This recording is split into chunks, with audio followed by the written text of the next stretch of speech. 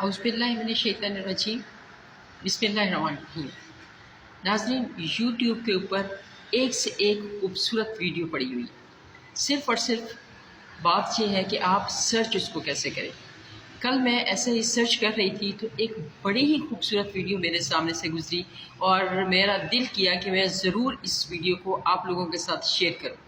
یہ جو ابھی میں ویڈیو آپ کو دکھا رہی ہوں، کائنڈلی اس ویڈیو کو ضرور چیک کریں۔ آپ یقین مانیے اے آئی نے کیا ہی کمال چیزیں بنائی ہیں۔ آئیں آج آپ کو آج سے 1400 سال پہلے کے زمانے کے اندر ویژول ٹیکنالوجی اور آرٹیفیشل انٹیلیجنس کی مدد سے واپس لیے چلتے ہیں اور آپ کو دکھاتے ہیں کہ رسول اللہ صلی اللہ علیہ وسلم کا گھر، آپ کا محلہ اور وہ گلیاں کیسی تھی جہاں سے آپ گزرا کرتے تھے۔ یہ ویڈیو مدینہ میوزیم کے اندر سعودی گورنمنٹ نے لوگوں کو ایجوکیٹ کرنے کے لیے بنائی ہے، جو کہ ظاہر ہے کہ انٹرنیٹ پر اویلیبل نہیں ہے کیونکہ اس کو ٹکٹ بھر کر دیکھنے جانا پڑتا ہے، پر یہاں پر آپ اس کو فری دیکھ سکتے ہیں۔ تو ہماری ویڈیو شروع ہوتی ہے رسول اللہ صلی اللہ علیہ وسلم کی ازواج مطہرات یا پاک بیویوں کے گھروں سے، جو کہ اس زمانے کے حساب سے کچے گھر ہیں۔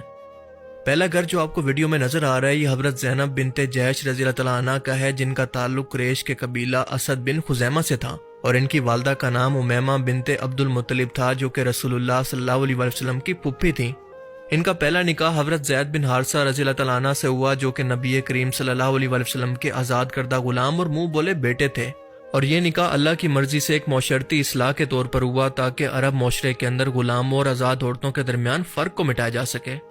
پر اس نکاح کے بعد ان دونوں کے درمیان طبیعت کا میل نہ ہو سکا اور یہ نکاح زیادہ عرصہ نہ چل سکا۔ آخر کار حضرت زید نے ان کو طلاق دے دی، اور حضرت زینب رضی اللہ تعالیٰ عنہ کا نکاح رسول اللہ صلی اللہ علیہ وسلم سے خود اللہ تعالیٰ نے آسمانوں پر فرمایا۔ سورہ الاحزاب آیت 37 کے اندر اللہ فرماتا ہے کہ پھر جب زید نے اس سے تعلق ختم کر لیا تو ہم نے تمہارا نکاح اس سے کر دیا تاکہ مومنوں پر اپنے منہ بولے بیٹوں کی بیویوں کے بارے میں کوئی تنگی نہ رہے۔ اور رسول اللہ صلی اللہ علیہ وسلم سے نکاح کرنے کا مقصد یہ تھا کہ اللہ تعالیٰ نے اس رسم کو توڑ دیا کہ آپ کے منہ بولے بیٹے آپ کے حقیقی بیٹے نہیں بن سکتے،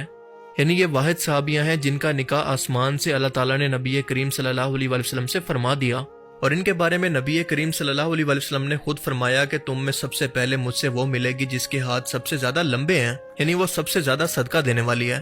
خلیفہ دوم حضرت عمر رضی اللہ تعالیٰ عنہ کے دور خلافت کے اندر ان کا انتقال ہوا۔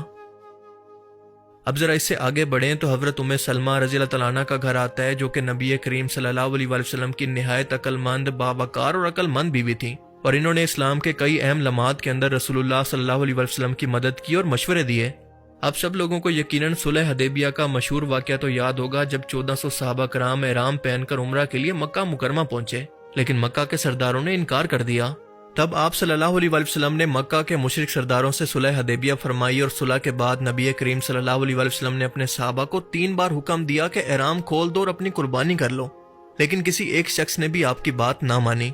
یعنی صحابہ کرام اس صلح سے بہت ناراض تھے اور چاہتے تھے کہ آپ صلی اللہ علیہ وسلم اپنے اس فیصلے پر نظر ثانی کریں۔ آپ صلی اللہ علیہ وسلم اپنے خیمے میں گئے اور حضرت ام سلمہ کو یہ بات بتائی تو انہوں نے مشورہ دیا کہ اللہ کے رسول آپ باہر جا کر خود قربانی کریں اور اپنا سر منڈوا لیں، اور یہ لوگ خود بخود آپ کی پیروی کریں گے۔ نبی کریم صلی اللہ علیہ وسلم نے ایسا ہی کیا، باہر آئے، قربانی کی، اپنا سر منڈوایا، اور یہ دیکھ کر تمام صحابہ کرام نے فوراً اس پر عمل کیا اور یہ معاملہ ختم ہو گیا۔ اور یہ حضرت ام سلمہ کی ذہانت کا بس ایک واقعہ ہے۔ ان کا تعلق بنو مخزوم قبیلے سے تھا، یعنی بہت ہی اونچا عرب کے اندر ان کا سٹیٹس تھا، اور بہت ساری احادیث روایات خاص طور پر ان کی طرف سے بیان کی گئی ہیں، خاص طور پر خواتین کے مسائل سے متعلق۔ رسول اللہ صلی اللہ علیہ وسلم نے ان سے دل جوئی کی خاطر ان کو سہارا دینے کے لیے ان سے بڑھاپے کے اندر نکاح فرمایا، کیونکہ رسول اللہ صلی اللہ علیہ وسلم کی رسالت پر ایمان لانے کے بعد جب ام سلمہ اور ان کے شوہر حضرت ابو سلمہ مدینہ ہجرت کرنا چاہتے تھے تو ان کے قبیلے نے ان کے بیوی اور بچوں کو جدا کر دیا۔ اب ان کے شوہر تو مدینہ روانہ ہو گئے، لیکن ان کے بچے کو سسرال نے چھین لیا، اور ام سلمہ کو ان کے قبیلے نے وہیں پر روک لیا، اور وہ پورے 1 سال تک اسی غم کے اندر رویا کرتی۔ آخر کار پورے 1 سال کے بعد ان قبیلے کے لوگوں کو ان پر رحم آ گیا اور ان کو چھوڑ دیا گیا، اور یہ واقعہ حضرت ام سلمہ کے صبر اور وفا کی بہترین مثال ہے۔ ابو سلمہ کی وفات کے بعد حضرت ام سلمہ کو انتہائی صدمہ ہوا۔ نبی کریم صلی اللہ علیہ وسلم نے یہ دیکھا تو ان سے نکاح کا پیغام بھیجا۔ حضرت ام سلمہ نے یہ سنا تو جواب دیا کہ میں بوڑھی ہوں، میرے بچے بھی ہیں، اور میں غیرت والی عورت ہوں۔ نبی کریم صلی اللہ علیہ وسلم نے فرمایا کہ اللہ تمہارے بچوں کا ولی ہوگا، تمہاری غیرت کو دور کرے گا اور تمہاری عمر کے اندر برکت دے گا، اور اس طرح سے وہ امہات المومنین بن گئی۔ ام سلمہ کے گھر سے تھوڑا سا آگے بڑھیں تو ان کے بالکل ساتھ خاتون جنت، جنتی عورتوں کی سردار، رسول اللہ صلی اللہ علیہ وسلم کی سب سے لاڈلی بیٹی مولا علی علیہ السلام کی زوجہ اور حسن و حسین کی ماں بی بی فاطمہ کا گھر ہے، اور ان کے مرتبے کے لیے تو الفاظ بھی کم ہیں۔ بس یہ جان لیں کہ رسول اللہ صلی اللہ علیہ وسلم نے فرمایا کہ فاطمہ میرے جگر کا ٹکڑا ہے، جس نے فاطمہ کو تکلیف دی اس نے مجھے تکلیف دی۔ ایک بار جب نبی کریم صلی اللہ علیہ وسلم سے پوچھا گیا کہ آپ کو سب سے زیادہ محبوب کون ہے، آپ صلی اللہ علیہ وسلم نے فرمایا کہ فاطمہ۔ حضرت فاطمہ جب آپ سے ملنے آتی تو رسول اللہ صلی اللہ علیہ وسلم ان کے استقبال کے لیے کھڑے ہو جایا کرتے۔ حضرت فاطمہ کے گھر کے بالکل پیچھے رسول اللہ صلی اللہ علیہ وسلم کی ایک اور زوجہ حضرت سودا کا گھر تھا، اور یہ نبی کریم صلی اللہ علیہ وسلم کی دوسری بیوی تھی، جن سے آپ صلی اللہ علیہ وسلم نے حضرت ختیجہ کی وفات کے بعد نکاح فرمایا۔ حضرت ختیجہ کی وفات کے بعد نبی کریم صلی اللہ علیہ وسلم بہت غمگین تھے، اور حضرت سودا بھی اس وقت بیوہ ہو چکی تھیں۔ وہ بوڑھی، سادہ مگر دیندار اور باوقار خاتون تھی۔ نبی کریم صلی اللہ علیہ وسلم نے ان سے نکاح فرمایا تاکہ گھر کا نظام سنبھالنے والی کوئی عورت موجود ہو اور ایک نیک اور بزرگ عورت کو سہارا دیا جائے۔ حضرت عائشہ رضی اللہ تعالیٰ عنہا فرماتی ہیں کہ میں نے سودا سے بڑھ کر کوئی عورت نہیں دیکھی جو کہ سیدھی سادی، دل کھول کر صدقہ کرنے والی اور اپنی باری مجھے بخشنے والی ہو۔ اور ایسا حضرت عائشہ نے اس لیے کہا کہ جب حضرت سودا کی عمر بڑھنے لگی اور نبی کریم صلی اللہ علیہ وسلم کو حضرت عائشہ زیادہ محبوب ہو گئی تو حضرت سودا نے اپنی باری حضرت عائشہ کو دے دی تاکہ وہ قیامت کے اندر نبی کریم صلی اللہ علیہ وسلم کی بیوی کہلانے کا شرف حاصل کر پائیں۔ ان کا انتقال بھی حضرت عمر کے دور خلافت کے اندر ہوا۔ حضرت عائشہ نے 2210 سے بھی زیادہ احادیث روایت کی، اور صحابہ کرام ایون کے بڑے بڑے فقہ بھی ان سے علم سیکھنے آیا کرتے۔ حضرت عروہ بن زبیر فرماتے ہیں کہ میں نے کسی کو عائشہ سے بڑھ کر قرآن، حدیث، فقہ، طب، شعر، نسب اور عرب کے واقعات کا علم رکھنے والا نہیں پایا۔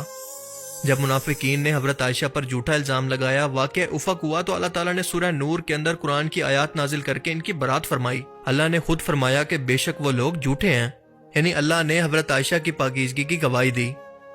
نبی کریم صلی اللہ علیہ وسلم نے اپنے آخری دن حضرت عائشہ کے گھر پر گزارے، اور اپنی وفات سے پہلے آپ کا سر مبارک حضرت عائشہ کی گود میں تھا۔ آپ صلی اللہ علیہ وسلم کا مسواک بھی انہی کے ہاتھ سے ہوا، یعنی آپ نے اس کو چبا کر نرم کر کے رسول اللہ کے منہ میں دیا، اور یہ مقام کسی اور بیوی کو حاصل نہیں ہوا۔ حضرت عائشہ کے ساتھ ہی برابر کے اندر حضرت حفصہ کا گھر تھا، جو کہ دوسرے خلیفہ حضرت عمر بن خطاب کی بیٹی تھیں۔